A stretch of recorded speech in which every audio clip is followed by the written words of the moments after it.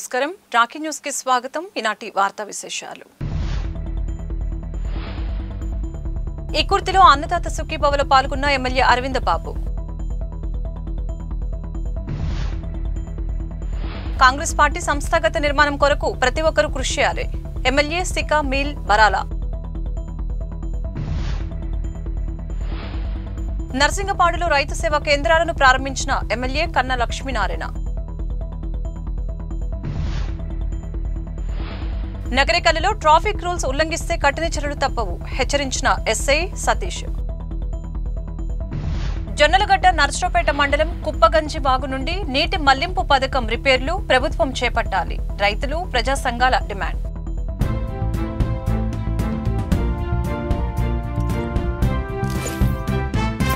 నర్సరావుపేట మండలం ఇక్కుర్తిలో అన్నదాత సుఖీభవలో ఎమ్మెల్యే చదలవాడ అరవింద బాబు కూటమి నేతలు పాల్గొన్నారు CM Chandrababu deputy CM Pawan Kalyan ప్రవేశపెట్టిన రైతన్న మీకోసం కార్యక్రమంలో భాగంగా గ్రామంలో రైతులతో మమేకమై గడప గడపకు వెళ్లి రైతన్న మీకోసం కరపత్రాలు పంచుతూ ఎమ్మెల్యే ప్రజల యొక్క సమస్యల్ని అడిగి తెలుసుకున్నారు ఈ సందర్భంగా ఎమ్మెల్యే చదలవాడ అరవింద బాబు మాట్లాడారు గ్రామాలలో అన్నదాత సుఖీభవ వలన లబ్ధి పొందిన రైతుల్ని కలుస్తున్నామని ఇక్కుర్తి గ్రామంలో అన్నదాత సుఖీభవ పథకం వలన 780 మంది రైతులు లబ్ధి పొందారు తెలియజేశారు అలాగనే ఉమ్మడి కూటమి ప్రవేశపెట్టిన సూపర్ 6 పథకాలు అన్ని నెరవేరుస్తున్నామని చెప్పారు రైతులు ఈ పథకం ద్వారా లబ్ధి పొందని వారు మా దృష్టికి తీసుకొని వస్తే వెంటనే పరిష్కరిస్తామని అన్నారు నర్సరావుపేట మండలం ఇక్కుర్తి గ్రామంలో తెలుగుదేశం పార్టీ టీడీపీ జనసేన ఆధ్వర్యంలో ఉమ్మడి కూటమి ఆధ్వర్యంలో అన్నదాత సుఖీభవ రైతన్న నీ కోసం అనే ప్రోగ్రాం చేయడం జరుగుతుంది మరి ఏదైతే మా ప్రీతం నేత నారా చంద్రబాబు నాయుడు గారు ముఖ్యమంత్రిగా అదేవిధంగా డిప్యూటీ సీఎం పవన్ కళ్యాణ్ గారు నరేంద్ర మోడీ గారి ఆశీస్సులతోటి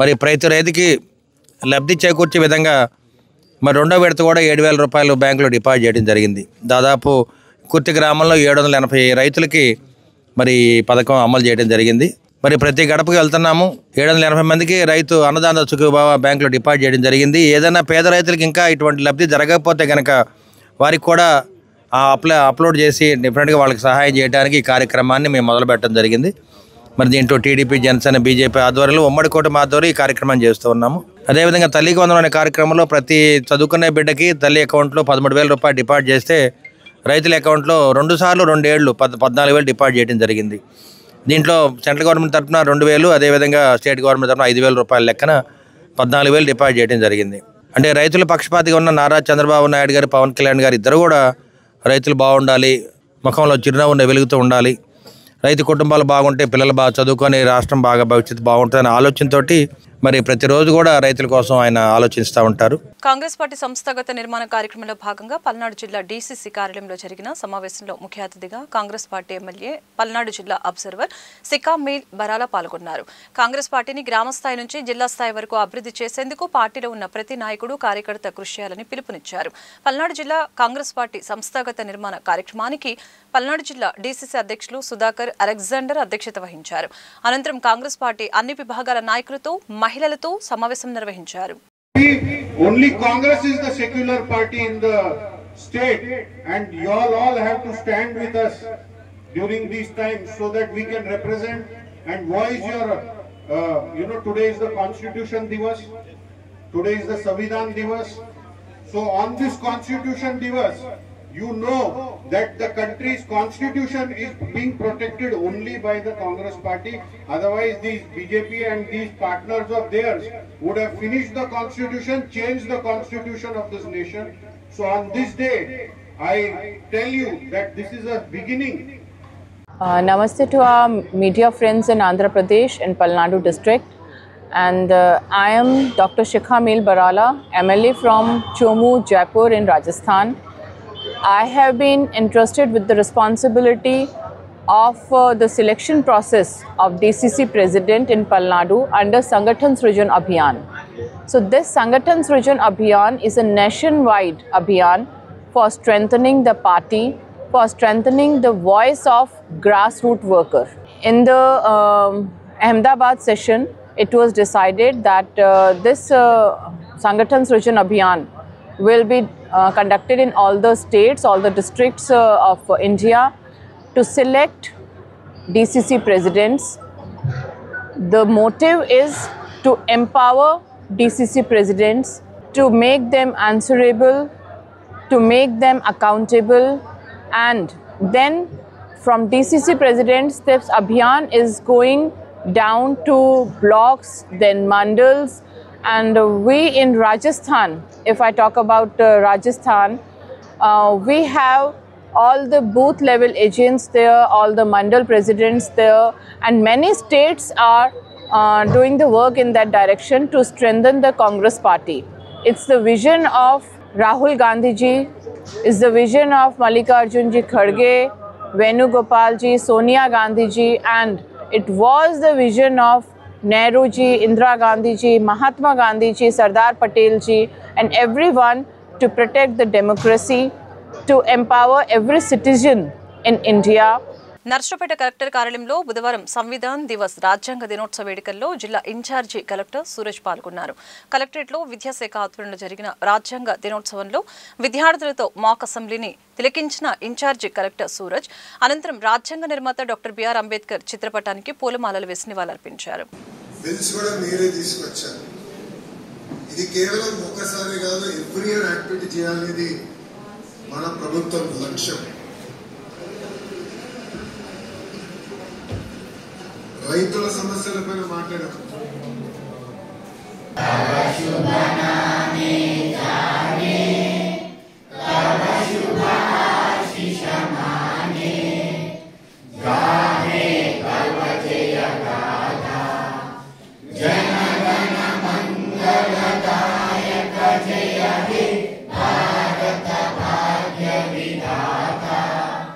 వారి సమక్షంలో అంబేద్కర్ గారి చిత్రపటాన్ని మనం జరుపుకుంటూ ఉన్నాము.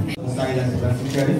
సభా సమావేశాల్లో వాక్పటిమను, తార్కికతను, ఇతరులను ఒప్పించగలిగినట్టు నేర్పుని ఆయన ప్రదర్శించారు. భారత రాజ్యాంగ పితామహుడిగా ఆయన గుర్తించబడ్డారు. ఈ శ్లాఘనీయమైన ఉజ్వల ఈ కార్యక్రమంలో ముఖ్యమంత్రి గారి ప్రసంగంతో నేటి సభలో ప్రశ్నార్థక కార్యక్రమం ప్రారంభించారు. Andhra Pradesh we assure you that your points will be taken forward with sincerity and collective responsibility. Thank you once again for your gracious presence and for motivating this assembly. Jai Andhra Pradesh. ఎలా చేరుతున్నాయో opposition MLA గారిని ప్రశ్న అడగవలసిందిగా కోరుతున్నాను. Speaker గారికి నా నమస్కారాలు. Deputy CM గారు, మీ ప్రభుత్వ పథకాలు గ్రామీణ ప్రజలకు సరిగ్గా చేరుతున్నాయా? మా తోటి శాసనసభ్యులందరికీ స్వాగతం. మా ప్రభుత్వం ఈ 2.5 సంవత్సరాలలో సూపర్ 6 కొట్టాయి. ప్రజలందరికీ ఈ పథకాలు చేరువై ప్రజలందరూ లబ్ధి పొందారు. Honorable Deputy Chief Minister Shri Konidala Pawan Kalyan garu, respected ministers, I extend my warm greetings to all of you on this special occasion. As the Governor of Andhra Pradesh, it is my honor to address the citizens of our great state. MLA సభాపతి గారు, ముఖ్యమంత్రి గారికి నా అభినందనలు. అయితే గతంలో కూడా ఇలాంటి పెద్ద మొత్తాల ఒప్పందాలు జరిగాయి, కానీ ఆచరణలో అవి నెరవేరలేదు. ఈసారి ప్రభుత్వం ఎలాంటి నిబద్ధతతో కూడిన హామీలు తీసుకుంది, దయచేసి వివరించగలరు? మా లక్ష్యం ఏపీని దేశానికి టెక్ రాజధానిగా తీర్చిదిద్దడం. 2029 నాటికి అధ్యక్ష ఏపీని ఇన్నోవేటర్ రాష్ట్రంగా మార్చి 20,000కు పైగా స్టార్టప్లను ఏర్పాటు చేయనున్నాం. ఐటీ రంగంలో 90 నుండి 95% ఉద్యోగాలు రాష్ట్రానికి చెందిన వారికి వస్తాయని స్పష్టం చేస్తున్నాను. నకరికల్లు మండలంలోని నర్సింగపాడు గ్రామంలో సత్తెనపల్లి నియోజకవర్గం శాసనసభ్యులు కన్న లక్ష్మీనారాయణ ఇంటింటికి తిరిగి సంక్షేమ పథకాల గురించి అడిగి తెలుసుకున్నారు. రైతు సేవా కేంద్రం ద్వారా ధాన్యం కొనుగోలు చేసే పరికరాలని ప్రారంభించారు. రైతు తన పంటని కనీస మద్దతు ధర కన్నా తక్కువగా అమ్ముకోవాల్సిన అవసరం లేదని చెప్పారు. దళారులు, మధ్యవర్తుల, మిల్లర్ల వలన మన రైతులు నష్టపోకూడదని, ఎటువంటి మోసాలు ఉండకూడదని తెలియజేశారు. ఈ కార్యక్రమంలో కూటమి నాయకులు, కార్యకర్తలు, వివిధ హోదాల ఉన్నతాధికారులు, పార్టీ కార్యకర్తలు, గ్రామ పెద్దలు తదితరులు పాల్గొన్నారు. కొన్నింటిని క్లస్టర్ చేసి మ్యాప్గా మన జిల్లాలో 100 RSKల ద్వారా మనకి జిల్లాలో 98,500 మంది రైతులు చక్కగా ఇనాగ్రేట్ చేయడం కూడా జరిగింది. ఈ ప్రాసెస్ అంతా కూడా 100% రైతులందరూ కూడా దీనిలో కవర్ అవ్వాలని చెప్పి మేమందరం కోరుతున్నాం. రెండవది కూడదు అనే భావనలో ప్రభుత్వం ఇచ్చినటువంటి యొక్క మార్గదర్శకాలని తప్పనిసరిగా డిపార్ట్మెంట్ పాటిస్తూ ఉంది. అలాగే రైతు సోదరులు కూడా మీరందరూ కూడా ఆ నాణ్యత ప్రమాణాలను లోబడి తీసుకొని వచ్చినట్లయితే దానికి ఎంఎస్పి ఇవ్వడం జరుగుతుంది.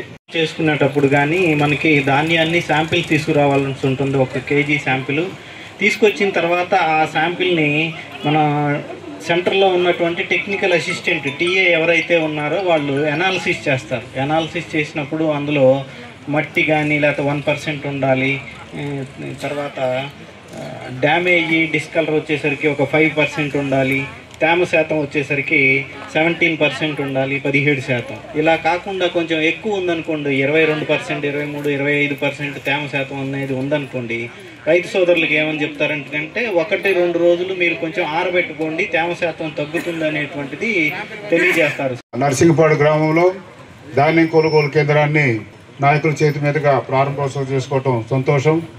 ఎందుకంటే ఈ ఏరియాలో ముందుగా ధాన్యం వచ్చేటువంటి ఊళ్ళు నర్సింగపాడు, పురాపురం ఈ గ్రామాల్లో మనకు ఫస్ట్ ముందుగా ధాన్యం వస్తుంది. కాబట్టి మొట్టమొదటి 24 గంటల్లో ఉన్నటువంటి ఎవరైతే రైతు అయితే అమ్ముకున్నారో దాని అమౌంట్ కూడా వాళ్ళ అకౌంట్లో జమ చేయడం అనేది మన ఈ తెలుగుదేశం, బీజేపీ, జనసేన కూటమి ప్రభుత్వం వల్లనే అది సాధ్యమవుతా ఉంది.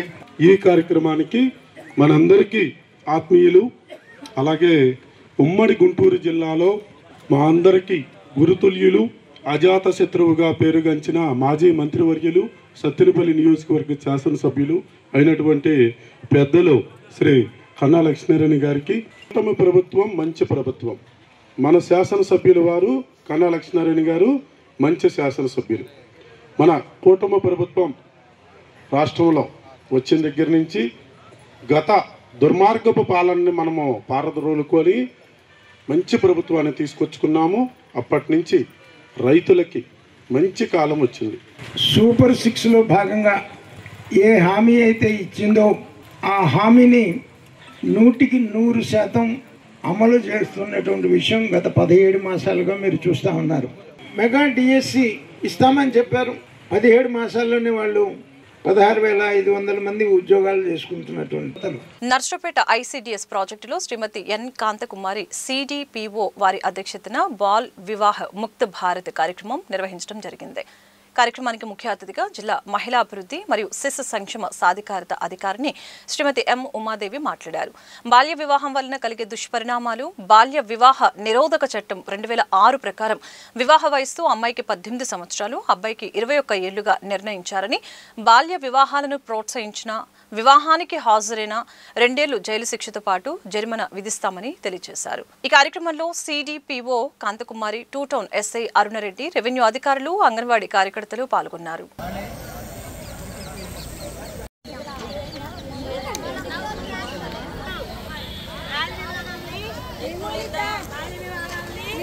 హ్యాపీగా వెళ్ళిపోయే మాటలు కొన్ని ఉంటాయి.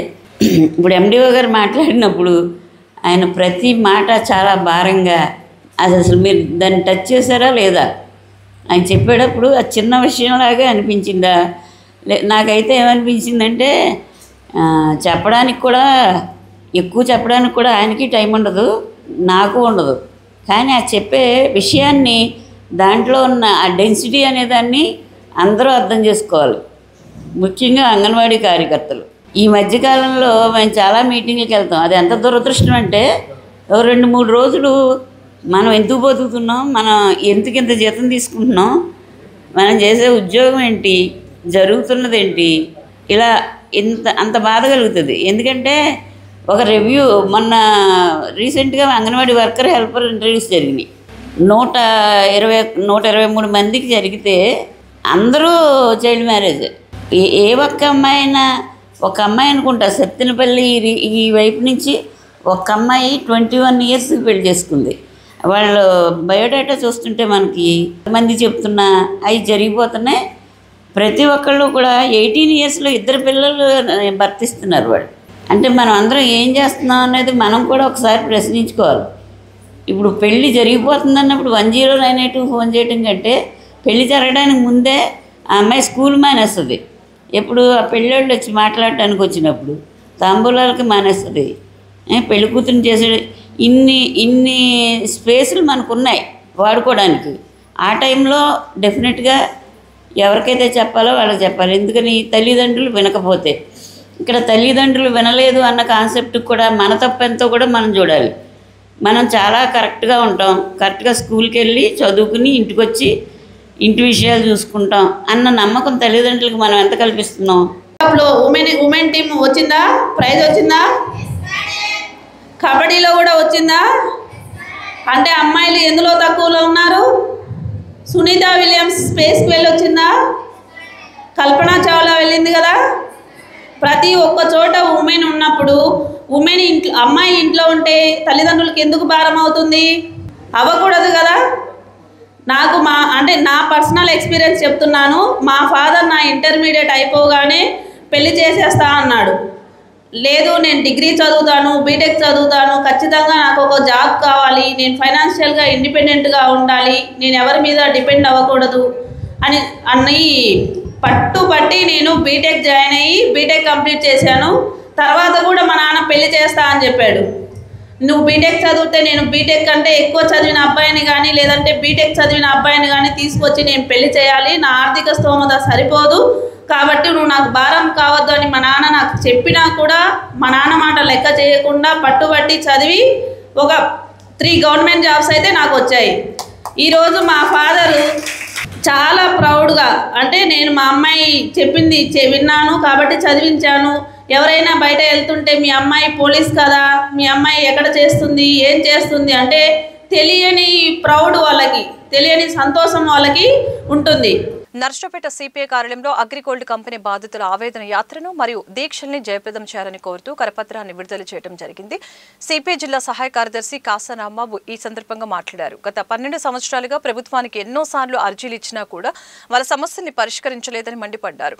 అగ్రిగోల్డ్ బాధితుల కస్టమర్లు మరియు ఏజెంట్స్ వెల్ఫేర్ అసోసియేషన్ తరపున ఎన్నో ఉద్యమాలు నిర్వహించడం జరిగిందని తెలిపారు. తక్షణమే రాష్ట్ర ప్రభుత్వం బాధితులకి న్యాయం చేయాలని కోరుతూ డిసెంబర్ 3వ తేదీన తుమ్మలపల్లి కళాక్షేత్రం నుంచి యాత్రగా బయలుదేరి ధర్నా చౌక్ వద్ద దీక్షల్ని విజయవంతం చేయాలని కోరారు. డిసెంబర్ 3వ తేదీన చలో అగ్రిగోల్డ్ బాధితుల ఆవేదన దీక్షలు ప్రారంభిస్తూ ఉన్నారు. అగ్రిగోల్డ్ బాధితుల ఉద్యమం ప్రారంభమై సుమారు 12 సంవత్సరాలు కావస్తుంది. గత ప్రభుత్వం కానీ అంతకుముందున్న ప్రభుత్వం కానీ అగ్రిగోల్డ్ బాధితులకి అనేక వాగ్దానాలు చేసి మేము అధికారంలో వచ్చిన తర్వాత ఆస్తులు మొత్తం జప్తు చేసి ఆస్తులు అమ్మి అగ్రిగోల్డ్ బాధితులందరికీ కూడా వాళ్ళ యొక్క డిపాజిట్లను తిరిగి చెల్లిస్తామని చెప్పి మరి చెప్పడం జరిగింది. కానీ ఇంతవరకు అవేమీ జరగనటువంటి పరిస్థితి. అదేవిధంగా ఈ అగ్రిగోల్డ్ బాధితులు ఎవరైతే ఉన్నారో కస్టమర్స్ కానీ ఏజెంట్స్ కానీ సుమారు ఒక 600 మంది వరకు చనిపోయారు. వాళ్ళకు కూడా అర్హులైన వాళ్ళందరికీ కూడా ఎక్స్గ్రేషియా ఇవ్వాలని చెప్పి మేము విజ్ఞప్తి చేస్తూ ఉన్నాం. కామధేను గ్రీన్ సిటీ శంకుస్థాపన మహోత్సవ వేడుకలు నర్సరావుపేట మండలం ఉప్పలపాడు గ్రామ సమీపాన ఊరా భాస్కర్రావు మరియు వారు భాగస్థులచే కామధేను గ్రీన్ సిటీ నూతన వెంచర్లో అపార్ట్మెంట్స్ కొరకు భూమి పూజ మరియు భగవద్గీత పారాయణం చేశారు. స్థానిక శాసనసభ్యులు డాక్టర్ చదరవడ అరవింద బాపు మరియు ఇతర ప్రముఖులు పాల్గొన్నారు. ఈ సందర్భంగా శాసనసభ్యులు మాట్లాడారు. నర్సరావుపేటకు సమీపంలో అన్ని వసతులతో ఏర్పాటు చేస్తున్న ఓపెన్ ప్లాట్ విల్లాస్ మరియు అపార్ట్మెంట్స్ కొరకు చక్కటి ఆహ్లాదకరమైన వాతావరణంలో నిర్మించబడుతున్న వాటిని ప్రజలు ఆదరించాలని కోరారు. ఊరా భాస్కర్రావు మాట్లాడుతూ నాణ్యమైన కట్టుబడితో అన్ని అనుమతులతో అతి తక్కువ ధరలలో డబుల్ బెడ్రూమ్ 50 అలాగనే ట్రిపుల్ బెడ్రూమ్ 10 నిర్మించబడుతున్నట్లు తెలిపారు. ప్రజలు ఈ అవకాశాన్ని సద్వినియోగం చేసుకోవాలని కోరారు. 27వ తేదీ ఉదయం 9:27 జరిగిన భూమి పూజ ప్రారంభోత్సవ కార్యక్రమానికి కామధేను క్లబ్ అధ్యక్షురాలు ఊరా లక్ష్మి సుజాత ఆధ్వర్యంలో 200 మంది మహిళలు కార్యక్రమంలో పాల్గొన్నారు.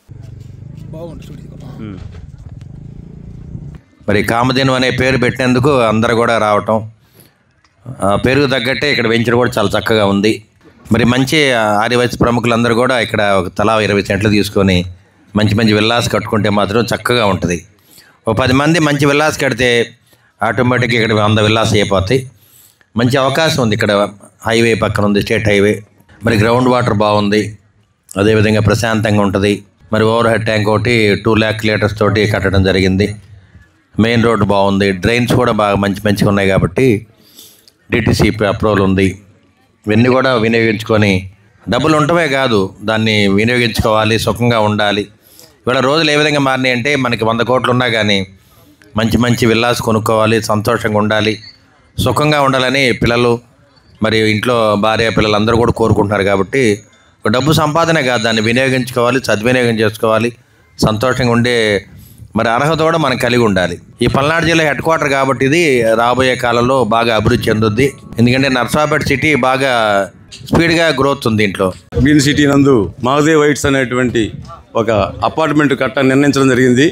లోగడ గతంలో కూడా మా గౌరవ శాసనసభ్యులు గారికి ఎప్పటికప్పుడు తెలియజేస్తూ ఉన్నాం. వారికి ఎన్నో బిజీ షెడ్యూల్ ఉన్నప్పుడు కూడా అమరావతికి మన మున్సిపల్ మంత్రి గారు ఫోన్ చేస్తే దాన్ని కూడా వాయిదా వేసుకొని మన మీద ఉన్న ప్రేమ కానీ మాకున్నటువంటి సంబంధంతో కానీ పక్కన సుబ్రాయ్ గుప్తా గారు, మన పట్టణ అధ్యక్షుడు గట్టిపల్లి సత్యనారాయణ గారు, సుబ్బు గారు వీళ్ళందరూ చెప్పిన ప్రకారం వాళ్ళు రావడం జరిగింది. వారికి ముఖ్యంగా మనందరి తరఫున, మా ఇన్ఛార్జ్ తరఫున ధన్యవాదాలు తెలుపుతూ ఉన్నాం. వారు వచ్చిన తర్వాత నర్సరావుపేటలో ఎన్ని అభివృద్ధి కార్యక్రమాలు చేస్తూ రేతిరుమూలు ఉదయం మా ఇంటి వెనకనే వాళ్ళు ఉండేది.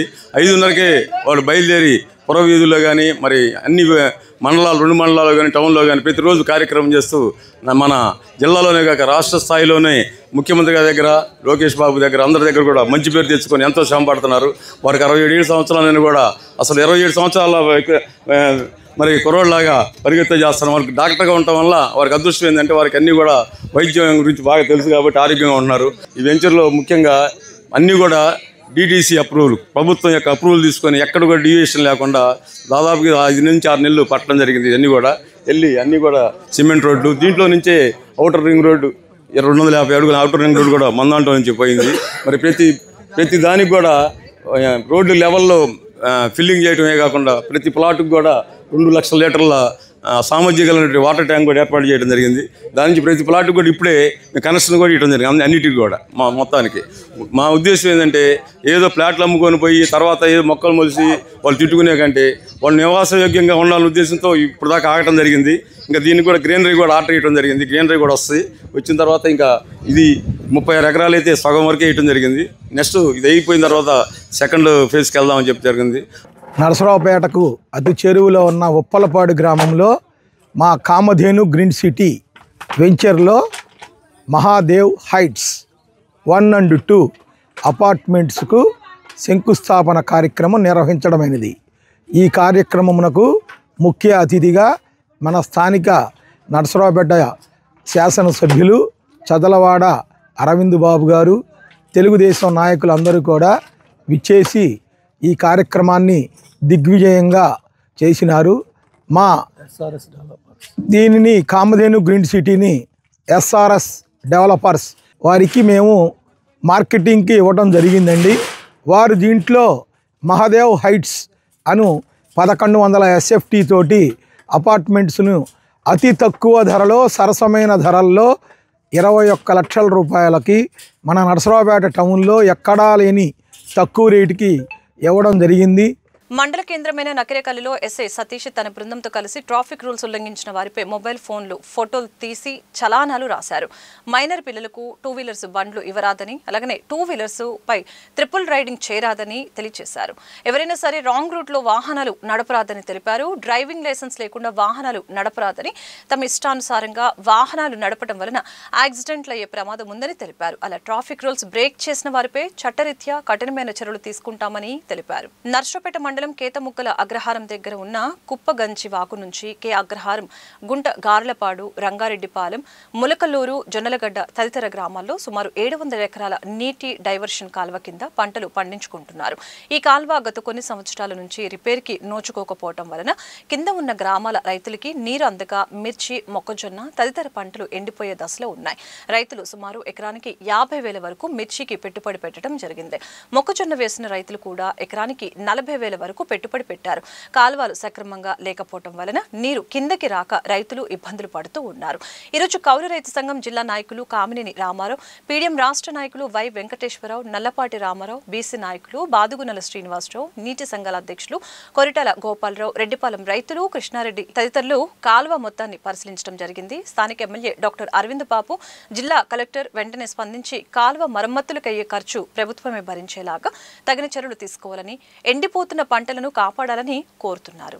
పల్నాడు జిల్లా నర్సరావుపేట మండలం జొన్నలగడ్డ పంచాయతీ పరిధిలో గల జొన్నలగడ్డ, ఇసప్పాలెం, మొలకలూరు మరి అదేవిధంగా అగ్రహారం గ్రామాలకు సంబంధించిన కుప్పగంజి వాగు నుంచి దాదాపు 20 సంవత్సరాల క్రితం మరి మైనర్ ఇరిగేషను అదేవిధంగా నాగార్జున సాగర్ కాలువ అధికారులతో మాట్లాడి అప్పుడున్న రాష్ట్ర ప్రభుత్వం మరి గ్రామాలకు సంబంధించిన రైతులు నష్టపోతున్నారనే వాగులో నుంచి మన కాలువ సపరేట్ కాలువ తీశారు, చెక్ డ్యామ్ నుంచి కాలువ తీశారు.